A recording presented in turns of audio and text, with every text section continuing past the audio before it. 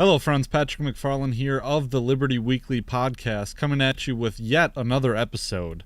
And this one is episode 93, entitled How to Read a Supreme Court Opinion. So we're getting back to the basics here just a little bit. But first, before I get into that, I'll hope that you'll let me indulge myself with a little fireside chat for you here for a second, because this is my first solo episode back in a few weeks. I have been doing a lot of interviews with people. I had James Corbett on, I had Brian Sadie on, I had the end of the Wild Wild Country series. So if you have missed those, please go back to libertyweekly.net and check those episodes out. But there's been a lot of things happening lately, especially with the show. I've been finally making some appearances on some big shows and connecting with some big people. Correspondingly, the size of the audience has grown about 5 times, so it's quintupled. And I'm super tickled with this. I'm very thrilled. I've been putting a lot of hard work into this show for a long time, and it just feels good to be getting a better reach. But there have been 3 major things that have happened.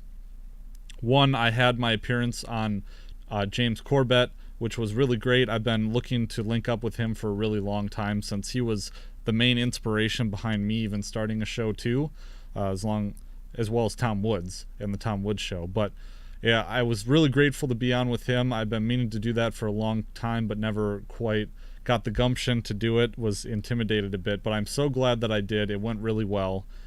Second of all, I finally got into the Libertarian Institute podcast feed.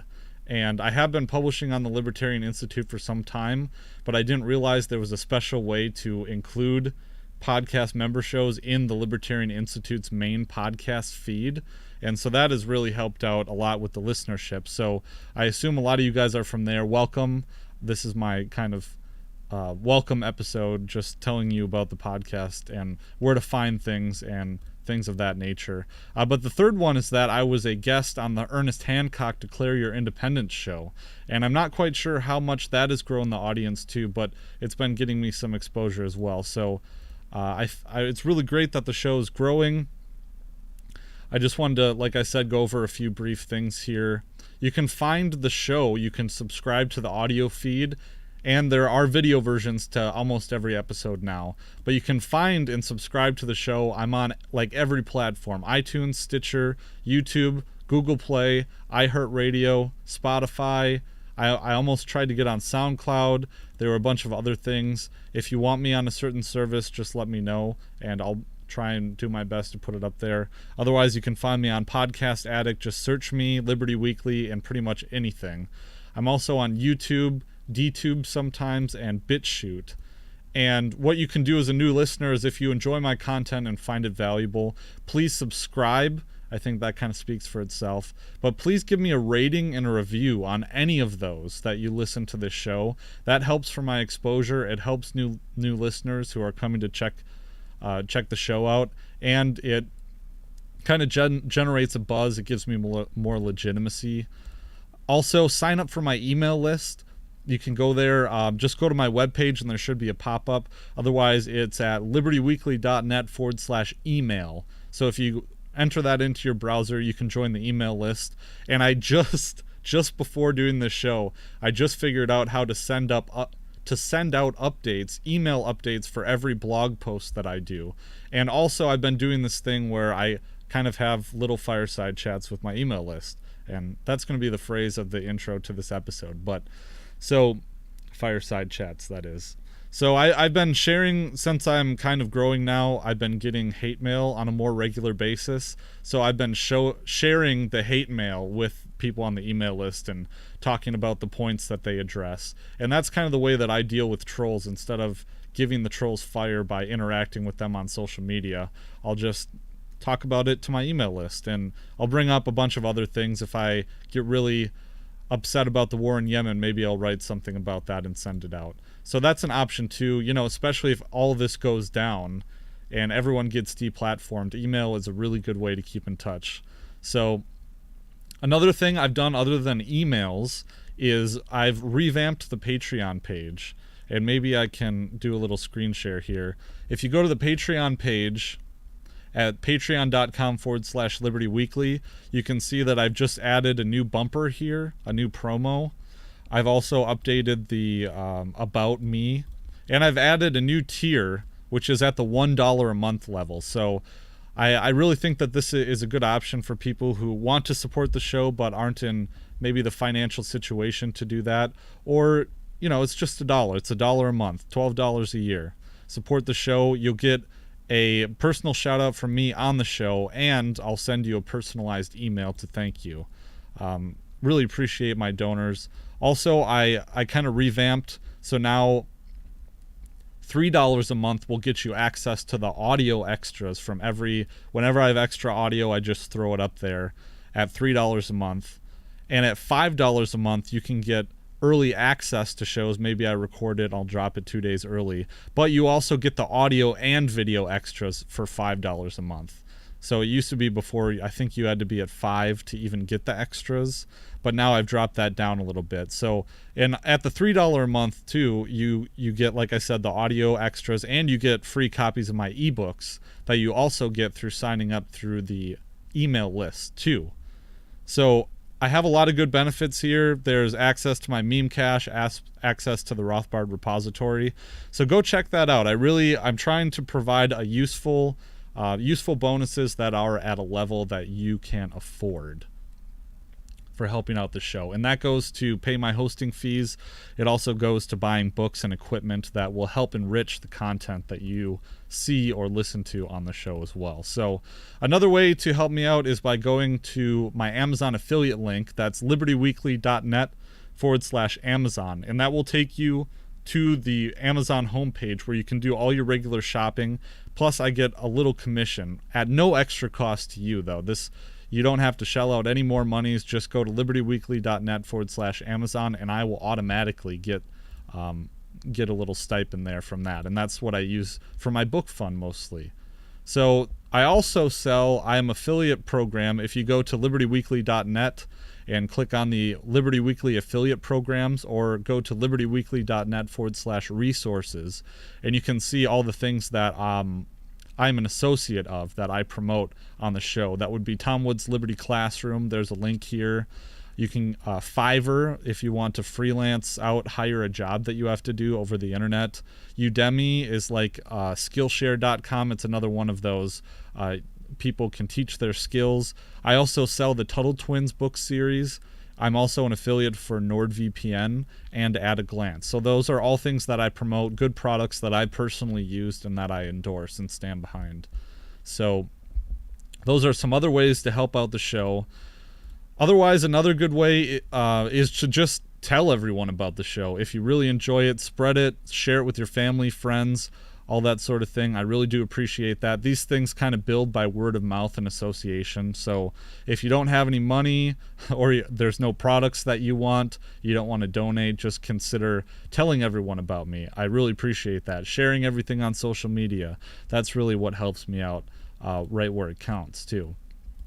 So another way is to check out the archives, man. Like, I have over 100 episodes now, not including episode 91, 92, 93. There's kind of other ones that I put out intermittently too. And if you go to the master episode list, there's a whole bunch of content, subjects that I've done, and you can kind of go through them here. Here's one on the Second Amendment, Trump assembling a war cabinet. I know I've done a primer on non-state justice systems. I've done Lysander Spooner specials. I've done things about Australia, things about Brazil, had these conversations that I've had in the past. I've done judicial review, the Kentucky and Virginia resolutions, so the Magna Carta. I've just talked about a lot of things, so be sure to go back. And if you enjoy my content, I've really experimented with the format of the show itself a lot. And so go check it out. There's a whole lot there, and I put a lot of work into it, and I stand behind that work too. So other ways is you can connect with the show. You can do so on Facebook, Minds, Twitter, Gab, MeWe, pretty much any platform. My handle is at Liberty Weekly, so just search Liberty Weekly and see if I'm there. So connect with me there. I'm usually populating my social media accounts, and I'll talk to you. I've connected with lots of people from the show. So I really do value that, hanging out with everyone. Really appreciate that. Otherwise, you can always donate directly by going to libertyweekly.net, and there's a donate PayPal button if that's your thing too, you know. But also, before I get started here, I want to give a shout out to my friends at thelibertarianunion.com. You can probably view or listen to my bumper at the end of every show. I am a member of the Libertarian Union, and we're all a bunch of libertarian amateur podcasters, small L Rothbardians, the way it should be. We all stick together and promote each other's work. And most of us came through it through the Tom Woods blogging group. So those are just a few shout outs that I have to make, and I hope that didn't take too much time, but just to connect with everyone that started listening to the show recently.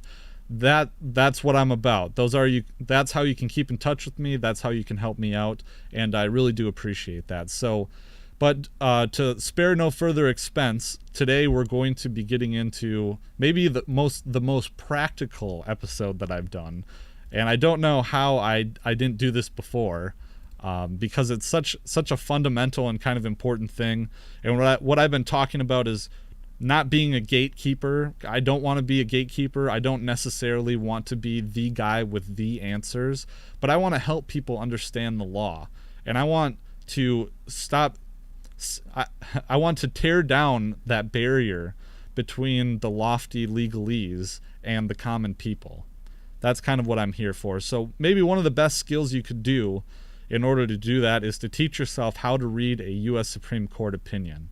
And so I don't want to go too long with this episode, but we'll try and keep it under 25-30 minutes here. So I'll include this link. This is straight from the American Bar Association. I'll include a link to the document that I'm looking at in the video version, which you should be watching at youtube.com or bitshoot.com.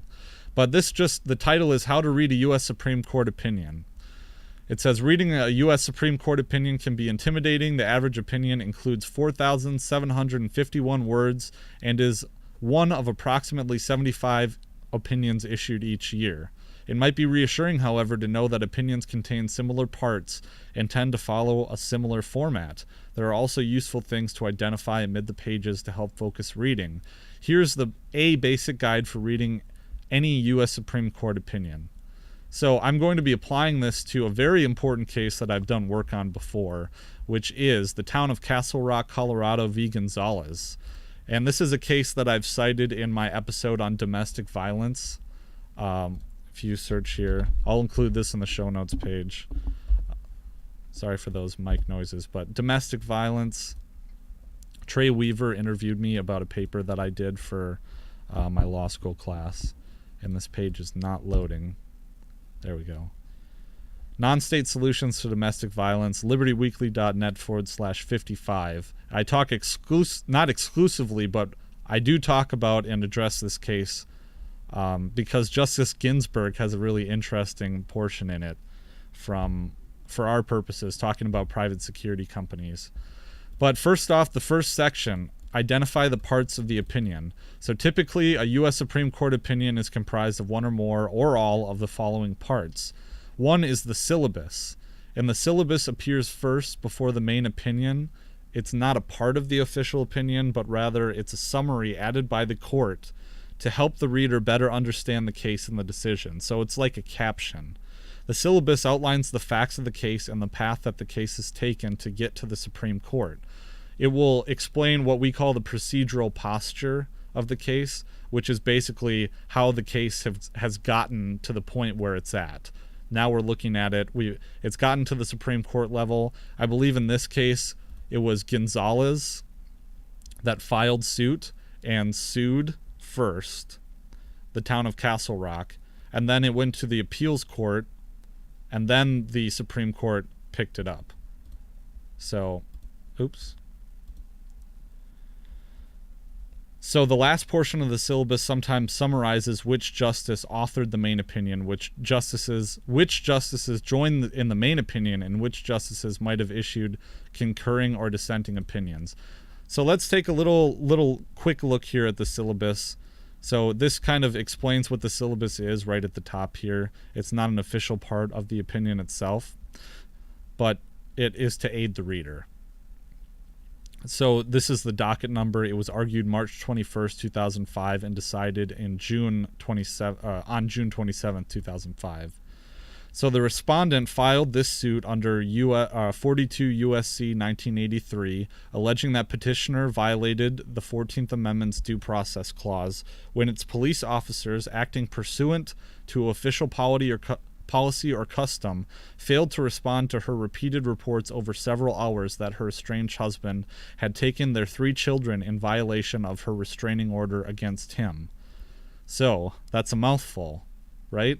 Well, let's read it critically and break it down. So who is the respondent in this situation? Well, the respondent is Gonzales, because she is responding to the appeal of the town of Castle Rock. So she initially sued. She was the initial one that sued Gonzales in the lower court in the district level, because there's 3 levels. There's the district in the federal courts, 3, the district federal courts, the federal appeals court, and the Supreme Court. So respondent Gonzales, she's responding to the appeal of the petitioner who's petitioning for the appeal. So the respondent filed this suit under the Civil Rights Violation Code. Essentially, that's what that law is, 42 U.S.C. 1983, alleging that her 14th Amendment Due Process Clause rights were violated when the police officers, acting pursuant to an official restraining order, failed to respond to her repeated requests that her husband, for them to enforce the restraining order, because her husband had kidnapped their 3 children. And so she called up the police to say, hey, I have a restraining order against my husband. He's taken the kids. Do something. And they didn't do anything. So ultimately, the husband murdered the children. The district court granted the town's motion to dismiss. So the Gonzales filed in district court. The district court granted the town's motion to dismiss the case. But an en banc majority of the 10th Circuit reversed, finding that respondent had alleged a cognizable procedural due process claim because a Colorado statute established the state legislature's clear intent to require police to enforce restraining orders, and thus its intent that the order's recipient have an entitlement to its enforcement. So the big question here is there a property interest in the enforcement of a restraining order? So as I have to stop thinking from a layman's view, because this makes sense to me, but I'm not sure if it would make sense to the audience. If it's not making sense to you, just read it very slowly and break it down very carefully, right? Ultimately, the husband murdered the children. The district court, the first court, granted the town's motion to dismiss. So Gonzales filed this lawsuit, and in the district court level, and the district court granted the town, as the defendant, the town's motion to dismiss. But that decision was reversed by the 10th Circuit, a majority. And if you don't understand what words like en banc mean, just Google it, man. It's okay to not understand what words mean. So I would go to Black's Legal Dictionary, but, right, you can just go to Wikipedia here. So an en banc session is a session in which a case is heard before all the judges of a court rather than by a panel of judges selected from them. So you can see them in the Supreme Court. Appellate courts in the U.S. sometimes grant rehearing en banc to consider a decision of a panel of the court, which typically consists of only 3 judges. So they overturned the ruling of a small panel of judges, right? So I don't want to get too bogged down, because if we technically analyze this case from that perspective for the rest of the time, this episode is going to be like an hour and a half long. So the court therefore ruled, among other things, that respondent had a protected property interest in the enforcement of her restraining order. So this is the holding now of the Supreme Court. The lower appellate court did recognize the existence of a property right in the enforcement of a restraining order, but the Supreme Court disagreed. So they're going to be reversing that, saying that, sorry, there's no property right in the enforcement of a restraining order. Just because the police did not enforce the restraining order doesn't mean that you can sue them for monetary damages. And we'll find out why. Because the government is immune from any kind of prosecution, for the most part, which this case outlines.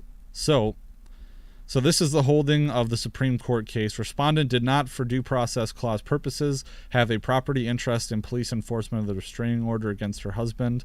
These are why. These are the specific holdings: A, B, C, and D. So and E. These are holdings that the court has made. Let's tackle A before we dive in, because this is pretty much the opinion itself. You could go through here and get a general idea of the specifics. But first, the due process clause's procedural component does not protect everything that might be described as a government, quote, benefit. Quote, to have a property interest in a benefit, a person must have a legitimate claim of entitlement to it. And so this is language from another case that they're referring to in their decision. That's Board of Regents of State Colleges v. Roth. Here's a citation so that you can find this case exactly where it says what they're quoting here. So that's what these citations are for. And our handy-dandy reading SCOTUS opinions, sorry for all these switching, our handy-dandy reading SCOTUS opinions here has a breakdown of what does a case citation look like, so you can peruse that. This is the case name here. This is the volume of the series in which the full decision is officially documented. Because if you're thinking of this, a lot of these are written down, or at least originally they were. So you would find volume number 372 in a specific collection, in a specific reporter, which this one would be under the U.S., which stands for the U.S. report, which is printed by the Supreme Court. So this is the volume number, then this is the name of the report. This number here is the page number that is referenced in which the decision begins. And then this one is the year that the opinion was released. And these get a lot more complicated. And behind me, if you can see right here, is my blue book, which is what attorneys use to cite cases. It's like the Chicago Manual of Style. It's like a handy dandy notebook that is notoriously hard to use. So there's that for you. But so we're getting all this tasty information. So this is black letter law that they're referring to, black letter case law. So here's another holding. A benefit is not a protected entitlement if officials have discretion to grant or deny it, is what this case said about it. And this was a Supreme Court case. It is inappropriate here to defer to the 10th Circuit's determination that Colorado law gave respondent a right to police enforcement of the restraining order. This court therefore proceeds to its own analysis. So then there's its own analysis here. Now, I just realized I wasn't screen sharing during that when I was highlighting this here. I was just kind of talking about this section here. But when you go and when you analyze a Supreme Court opinion, or when you analyze any opinion, generally speaking, legal writing is broken up into what they call the IRAC format.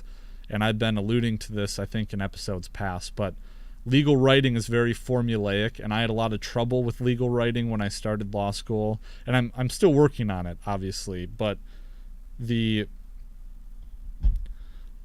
very formulaic. It's broken up. IRAC stands for 4 different things: issue, rule, analysis, conclusion. And generally speaking, you can see that structure. If you get good at it, you can see that structure play out in a Supreme Court opinion. Supreme Court opinions, they like to stray a little bit, but when you get down to brass tacks and kind of maybe the district court level, it's very much kind of broken up into that. So here's the beginning of the official opinion, and I'm going to frame it in this IRAC format. But let's go over what our article says about the main opinion here. So following the syllabus is the main opinion. This is the court's official decision in the case.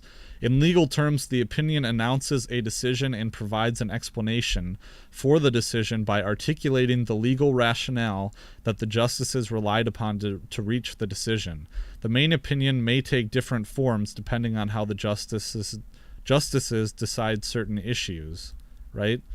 Because the justices don't always agree on what the decision should be. So sometimes decisions are unanimous. All the judges agree and offer one rationale for their decision. So the court issues one unanimous opinion. But when more than half of the justices agree, the court issues a majority opinion. Other times there is no majority but a plurality, so the court issues a plurality opinion. Typically, one justice is identified as the author of the main opinion. Per curiam opinions, however, do not identify any authors and are simply opinions of the court. So there are concurring and dissenting opinions, which exist in this case. The one I'll be referring to is Justice Ruth Bader Ginsburg, her opinion. So to get more of a bite on I don't want to provide like a case brief or I guess this is a case brief of sorts, but I don't want to offer my official commentary on this case and arguing the merits or demerits of the case. I just want to illustrate to you how to read a Supreme Court case. If you want that, I would go to libertyweekly.net/55 where I talk about this, or sign up for my email list and you'll get a copy of my paper that I've written on this for my domestic violence class, which I'll include too. That's a great paper. So I got an A. Holla.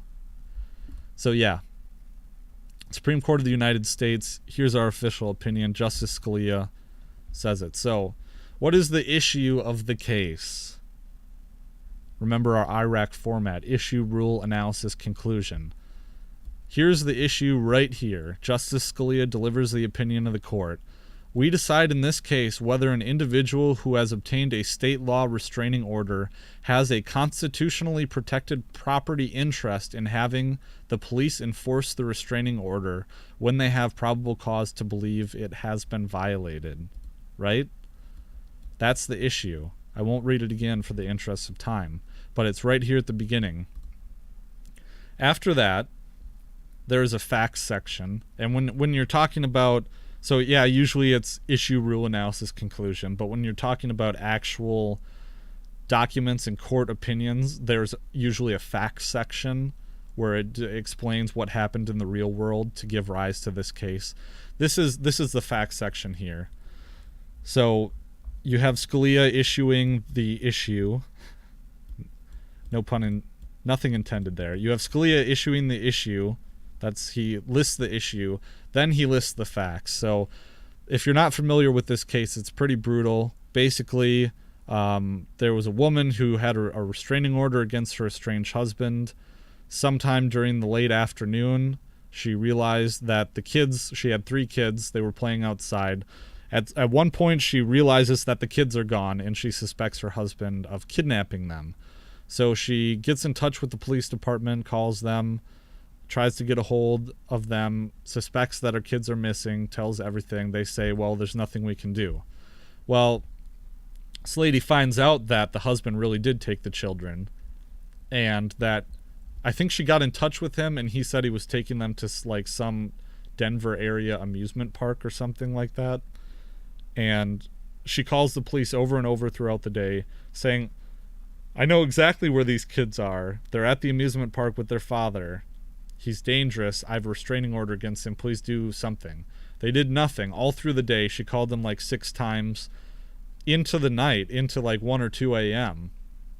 Goes to the police office several times, I think it was 2 times.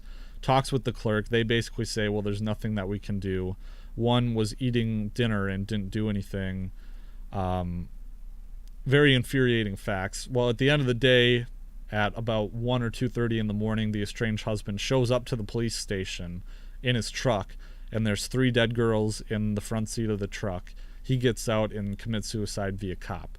And essentially, the Gonzales, the one who is the respondent in this case, she is arguing that I should have a 14th Amendment right to sue the police department because they didn't enforce the restraining order that I had. So I should be able to get damages. That's essentially, you can go through the facts here. I think that's what I recounted, if you see on screen. Here's the language of the restraining order. More language here. So the restraining order was modified. They kind of talk about that, and they talk about everything else that I've said. So if you want to get those facts, read the opinion that I'll link in the show notes below. But essentially, this is the facts section. I'm relating this to IRAC format. So we have the issue coming way at the beginning. Justice Scalia points it out in a small paragraph. Then we have the facts section, everything that went down. The court is making their factual findings that they're basing their decision off of. Then we have this second section, and this is what I call the rule section, or what is called the rule section. You have your issue where the court lays out exactly the question they're trying to solve. Then, well, let's take what are the rules that belong to this issue, the rules that we're trying to use, the applicable rules to solve that issue.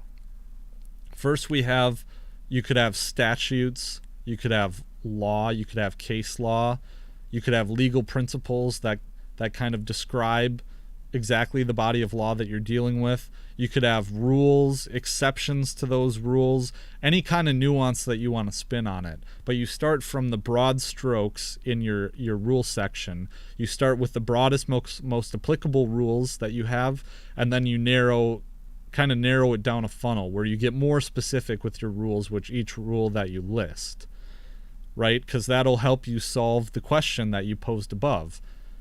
Then, so that's what this section is your rule section. He starts very broadly by saying, well, more accurately, probably Scalia's law clerk, who was bleeding and sweating over this opinion, probably wrote this. But they say the 14th Amendment to the U.S. Constitution provides that a state shall not, quote, deprive any person of life, liberty, or property without due process of law, right? And then there's a citation. That is probably the broadest brush stroke of rule that you can get, the applicable rule. Then he adds nuance. Congress has created a federal cause of action for, quote, the deprivation of any rights, privileges, or immunities secured by the Constitution and its laws. Respondent claims the benefit of this provision on the ground that she had a property interest in police enforcement of the restraining order against her husband, and that the town deprived her of this property without due process by having a policy that tolerated non-enforcement of restraining orders. Okay? Very broad stroke, right? That's the broad rule. Well, let's narrow the scope down a little bit. And this adds nuance. As the Court of Appeals recognized, we left a similar question unanswered in DeShaney v. Winnebago County Department of Social Services. I think that was a Wisconsin court case, my hometown of Wisconsin. Another one that is commonly referenced, along with Warren v. District of Columbia, to show this sovereign immunity or qualified immunity that the courts have in dealing with these questions. Kind of a very similar case, set of facts. So to add the nuance, and this is where it can get pretty confusing, right? Because you can lose sight of the forest through the trees. They get nuanced into this DeShaney v. Winnebago County and go down kind of a loophole talking about in the Winnebago County case. But then they come back to the due process clause. So they're just kind of fleecing all of it out, fleecing out all the nuance to this question, to the rules that apply to this question. So if we go down, here's adding some more nuance.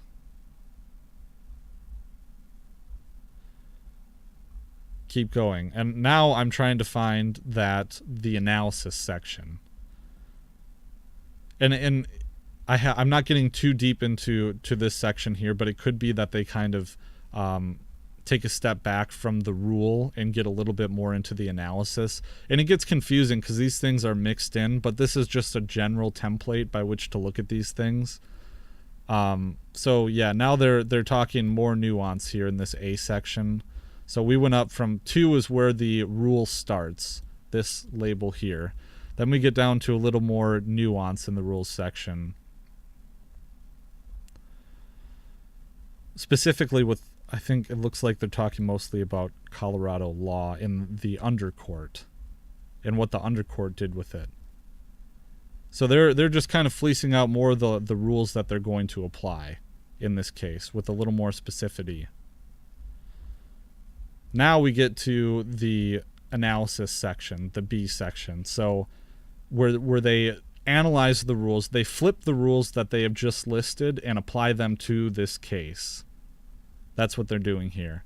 So now they're talking about doing a textual analysis of the restraining order, applying the rules from above. They get into the specific language. The Court of Appeals, talking about what the Court of Appeals did and why they were wrong about doing what they did, and justifying it, explaining it. That's what you do in the analysis section. You take your rule statement, you flip it over, and then you say because. You flip it over, give a conclusion, then you say because, and then support that with facts and reasoning. That's what you want to do when you're doing legal writing, and you can see it playing out in this opinion here. Giving some reasons why it's ridiculous. The last statement they say is sheer hyperbole. Getting through, this is Scalia talking. We do not believe that these provisions of Colorado law truly made enforcement of restraining orders mandatory. So they're doing more of a textual analysis on the restraining order itself. So like I said, in the analysis section, that's probably where you, like in the bar exam, the analysis section is where you win the most points. Here they address the dissent, say why that's wrong, and then keep going through that analysis. So this will be the most lengthy, meaty portion, the one where you really want to get into. They make some legal conclusions here. And like I said, I'm not going to go through the substance too. So here's where they kind of state their conclusion with some more reasoning. But they really get into conclusion down here in the third section. So all this up here, I think 2 is probably accurately described as being an analysis portion. But at 3, they really get down to the conclusion here. We conclude, therefore, that respondent did not, for purposes of the Due Process Clause, have a property interest in police enforcement of the restraining order against her husband. It is accordingly unnecessary to address the Court of Appeals determination that that the town's customer policy prevented the police from giving her due process when they deprived her of that interest, that alleged interest. So that's it right there. That's the main opinion. You can see on the menu bar we're about halfway through the document, right? Well, here's concurring, and then there's a dissenting opinion as well, I think further down in this document. So let's go back to our Reading a SCOTUS blog. We went through the majority opinion. There were some concurring opinions. They agree with the ultimate judgment, but I think they offer a different reason why. Or they could concur in part or dissent in part as well. So let's see. There's a few other tips that they've gone through. I provided some general commentary here, but let's say understanding the formal elements. Regardless of which or how many parts comprise the opinion, they will share several formal elements. Headings typically include the court term in which the opinion was announced, the case docket number, argument dates, and decision date. I already kind of went over this. Another important element is the case name, which helps determine the parties involved in the case. Finally, there might be an explanation of where the case came from before reaching the court. Often there is a note about certiorari, an order by which a higher court reviews the decision of a lower court. We just call it like a writ of cert. Cert for certiorari. For example, an opinion may reference certiorari for the United States Court of Appeals for the 9th District. That means the court reviewed the case from the lower court, the U.S. Court of Appeals of the 9th District. That's where it came from. So when reading an opinion, it is important to focus on a few big picture takeaways. I've talked about these, but we'll go into it from the official source, the American Bar Association. Facts. Pinpoint the facts of the case or the story, who, what, when, and where. The Supreme Court cases tend to begin with a person, place, or thing or event, often in everyday scenarios. The facts are basically where they describe what happened in the real world that gave rise to this lawsuit. This is the storytelling part for you English majors, which I was, which attracts you to a case. The human story. The goal is to be able to tell the story of the case, including its procedural history. So we already went over legal disputes. What are the legal issues in the case? What questions are being presented? Is the court interpreting the Constitution or a statute or an act of Congress?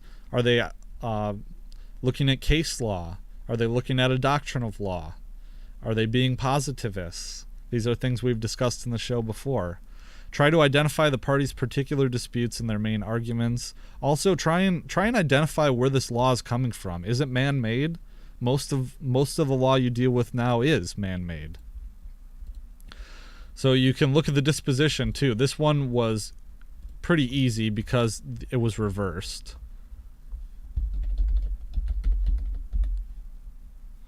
So you can see right at the end here, it's reversed. Scalia writes, that's in the caption. You could affirm to allow or let the lower court's ruling stand. You could reverse, void, or vacate, overturning the lower court's ruling, or you could remand it, which would send the case back to a lower court for a retrial. Sometimes the court combines the last two of these options. Sometimes they'll reverse in part and remand it in part. You could find that a specific law was wrong. Then you would reverse that ruling on the law and then send it back to the lower courts to retry the case with your ruling on the law in mind. So also the main opinion will include a section on law, which includes the court's legal reasoning or holding. In some opinions, this will be clearer than others, but try to identify at least one principle of law that the court outlines as a basis for its ruling. Sometimes the opinion cites past cases, legal precedent, policy, or outlines other considerations. Finally, were there any concurring or dissenting opinions? If so, try to determine the differences in reasoning. So I kind of explained that the court, they list a lot of their rules in the rules section, but in the analysis section is where they'll generally pick those rules apart or apply the rules. Depends on what the issue in the case is. So finally, the significance and scope. Consider the significance of the opinion. This may not be readily apparent simply from reading the text of the opinion.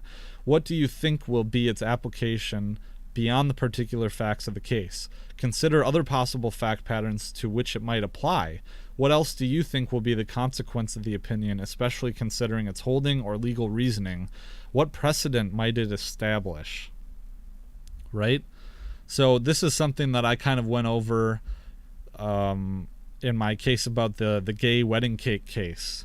The court determined that based on the First Amendment by saying that the Colorado Civil Rights Commission was too overtly hostile to the cake baker's sincerely held religious beliefs. Well, when they're talking about, okay, consider the significance and scope, what other fact patterns might apply, right? Well, I just said the issue in the Colorado Civil Rights case, they ruled that the Colorado Civil Rights Commission was too overtly hostile to the cake baker's sincerely held religious beliefs. Therefore, they violated the Constitution when they ruled that he had to bake the gay cake. That's compelled speech, right? That kind of begs the question of, well, what if the Colorado Civil Rights Commission was not overtly hostile to his sincerely held religious beliefs? Was that constitutional? Would that be constitutional then? Would that be compelled speech? So try and imagine the holes in that reasoning, that holding. That's why the case was so unsatisfactory, because there were so many holes in that reasoning. They really passed the buck. It was not a First Amendment case, it was a compelled speech case, and that's what the ruling should have been about.